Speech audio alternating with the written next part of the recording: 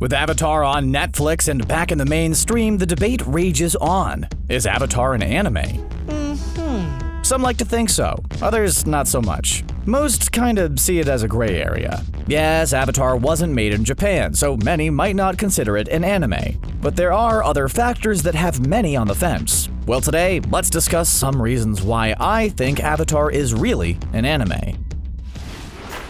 We've seen this play out in many stories before. Myths and legends follow the story pattern of the Chosen One, the destined hero meant to vanquish the big bad at the end. It's called the monomyth, or the hero's journey, to borrow a few literary terms. Avatar is no different in this regard, but there is something about Aang's destiny that is very anime-like. You see, the Avatar is not merely just a powerful warrior or bender. The Avatar is the sole person to bring balance to all four nations. There's only ever one Avatar at any given time, and Aang is it during the show's run. Allow me.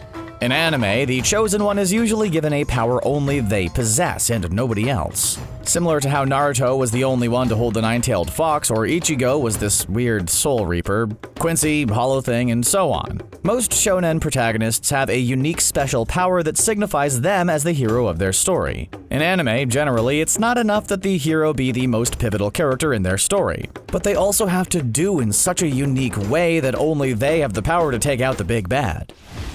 No anime character would be complete without a tragic backstory or two.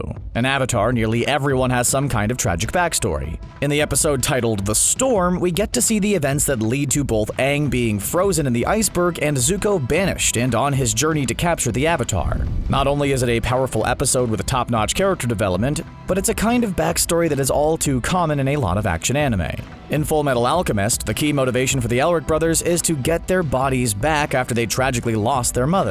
Their trauma helped shape them, and that is true for a lot of anime protagonists. Most of the time, a dead relative is involved to not only give a tragic backstory to the main character, but to also make it easier for the writers so they don't have to write compelling parent characters. It's really hard to write good parents, you know? The path of a chosen one in anime is not often an easy one, no matter how bright and cheery those openings might sound.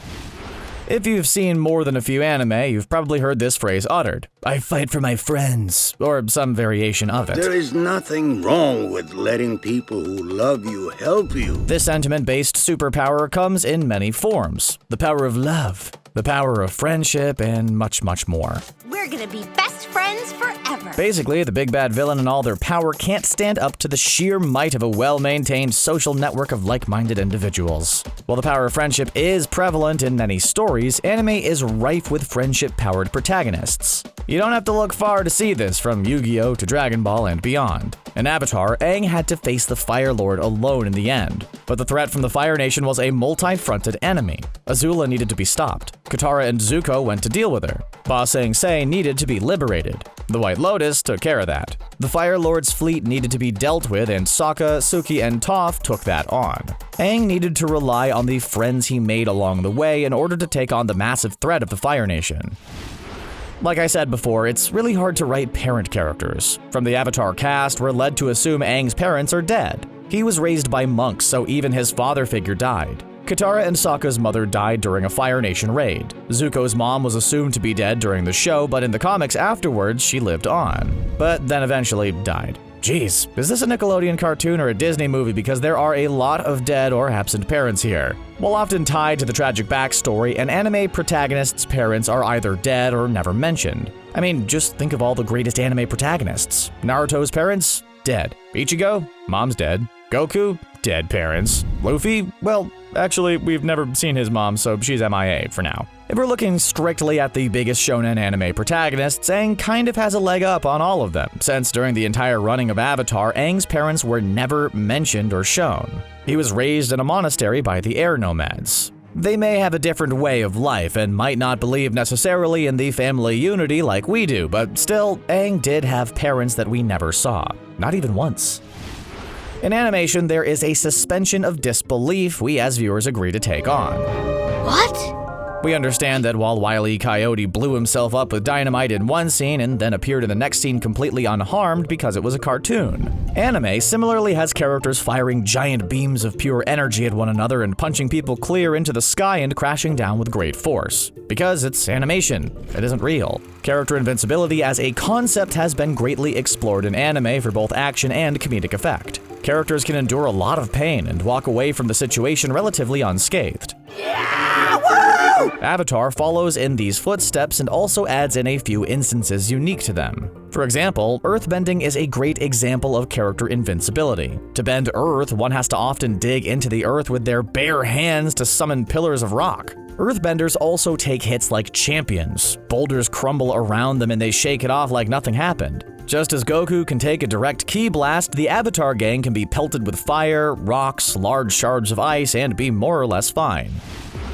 If you want to get better, you gotta train, and training takes time, and time is something that you can't really manage in a 22-minute episode. You know what that means? Training montage. The daily repetition of training and discovering who you are through training can be a rewarding and insightful step towards self-actualization, but for the people watching, you gotta speed things up a bit. Jump into a hyperbolic time chamber, do a time skip, and train for 2 solid years before meeting with your crew. You gotta put in the time to see those results. Seen in movies and anime alike, the training montage has been the best way to convey the passage of time with progress. At several points, Avatar Aang trains with his various masters. We don't see every single training session. That would be boring. So the process is sped up a bit. The results are still the same, however, as after 3 months of training, Aang had all he needed to defeat the Fire Lord. Well, actually, what he really needed was a long-forgotten art to take away someone's bending that was given to him by an ancient lion turtle, but hey, there was no montage of that now. There are a few colloquial terms for this. Shonen Rage, God Mode, whatever you call it, there's a point in action anime where the main character surges with awesome power that just can't be topped. There are a lot of states for many anime. We know more than a few. Super Saiyan, Gear Second, Full Cowling 100%, Killer Move, Serious Punch, the list goes on. Avatar, of course, has its own heightened main character state, the Avatar state. While in the Avatar state, Aang had the collective knowledge and power of all his previous incarnations. While in this state, Aang unlocked a level of control over the elements he could never have on his own. Much like using One for All, Aang is at his strongest, but also at his most vulnerable. While he kicks serious butt, if he dies while in the Avatar state, the chain will be broken, and the Avatar will not reincarnate. The Avatar state is also closely related with going Super Saiyan because it was often used when Aang was angry, and it was often fueled by raw emotion. While in later seasons he was able to control the Avatar state a little bit, for a good chunk of the series it was Aang's version of the Shonen Rage. Perhaps one of the first things that people bring up when they want to say that Avatar is an anime is the aesthetic. The music, the land, the character designs, the philosophy, all of it is very Eastern. Avatar stands out as a Western cartoon that takes heavy influences from Eastern aesthetics, and more than just a surface level too.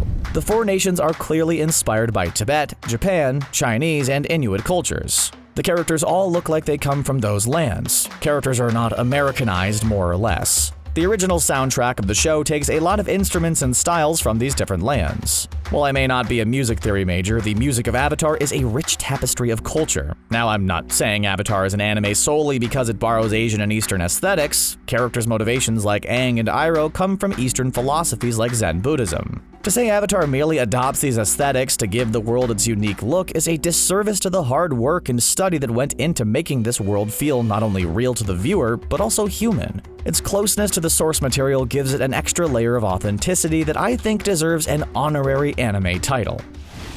Now, watch closely as we basically walk back on our previous entry. I'm kidding, of course, but only slightly. You see, while it is true that the creators of Avatar worked really hard to make the culture and aesthetic, there was something else happening in America around the time Avatar was being produced. Anime was going mainstream. In the late 90s and early 2000s, anime was beginning to make its way across the pond and onto American televisions. Now, anime had been in America far before the 90s, but it was during this time the medium really started to take off. This was mostly due to shows aimed at young kids like Pokemon, Sailor Moon, Dragon Ball Z, Cardcaptor Sakura, and many more. It was such a driving force that Western cartoons began to incorporate some of the common anime aesthetics into their shows. Big eyes, exaggerated expressions, and so on. Some shows did this more than others, but Avatar was not spared from this Japanimation phase from that era. Now, this trend was mostly prevalent in Season 1 and quickly died down in Seasons 2 and 3, but even a great show like Avatar was not immune to the influences of anime. Perhaps the most compelling and concrete reason Avatar is considered an anime is for one simple reason. It's got a beach episode, baby! That's it, everybody. The final nail in the coffin for this case. And that nail is in the shape of a bikini. Time to hit the beach! On a more serious note, the beach episode is one of those cliches people have accepted and cherished. Much like a comfy pair of slippers or a great pillow, the beach episode is a welcome trope that, while it may not offer any narrative depth or character development, does give the viewer a nice low-stakes episode of wholesomeness and low-level fan service. Avatar's beach episode revolves around the Fire Nation girls and Zuko as they take a trip to Ember Island for a weekend of rest and relaxation. During this time, we see a new side to their character dynamics and how they play off of one another. We also learn that while Azula is crazy beyond all reason, she's also extremely awkward when it comes to any social interactions. The Fire Nation crew are a bunch of dysfunctional teenagers, as evidenced by the ending where they completely trash a pompous kid's house. There was no war to win, no nations to free, just sun, sand, and surf. Oh, yeah, and property damage. And those are some of the aspects and reasons that I think Avatar is considered an anime. Do you agree? I understand this subject has a lot of angles to it, some of which we covered today, but we would really like to hear your thoughts in the comments section. Don't forget to also hit that subscribe button to get more CBR content.